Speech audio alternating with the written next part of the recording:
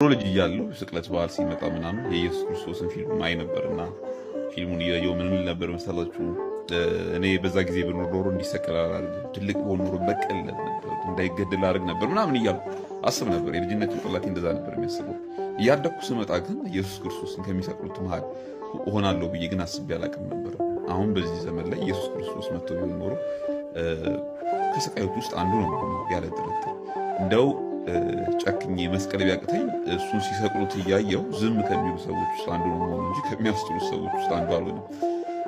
እኔ ብቻ አይደለም በነገራችን ላይ እንደዛ መሆኑ፣ እኔ ብቻ አይደለም እንደዛ መሆኑ፣ ሁላችንም እንደዛ ነን። አሁን በዚህ ዘመን ላይ እግዚአብሔር በአካሉ የፈጠረው በጣም የሰው ልጅ የሚባል አለ እና ብራብ አብልታችሁኛል፣ ብጠማ ጠጥታችሁኛል፣ ብታሰር ጠይቃችሁኛል እያለ ኢየሱስ ክርስቶስ ይጠይቃል።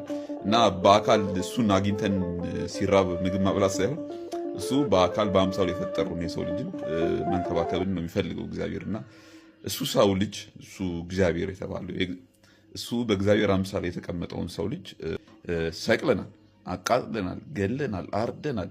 ያላረግነው ነገር የለም በዚህ ዘመን። እና በጣም ብዙዎቻችን የንጹሐን ደም በቀጥታ በእጃችን ባይፈስም ደሞች ግን ያለማቋረጥ ሲፈሱ እያየን ዝም ብለናል። እና ኢየሱስ ክርስቶስ በዚህ ጊዜ ላይ መጥቶ ከሚሰቀሉት ውስጥ አንዱ፣ ከሚገደሉት ውስጥ አንዱ፣ መከራና ስቃይ ከሚደርስባቸው አንዱ ቢሆን ያው ምንም አላረግም ዝም ነበር ብለው ማለት ነው። እና እንደዚህ ይሆናለሁ ብዬ አስቤ አላቅም ነበረ። በጣም ብዙዎቻችን እንደዚህ እንሆናለን ብለን አስበን አናቅም ነበር።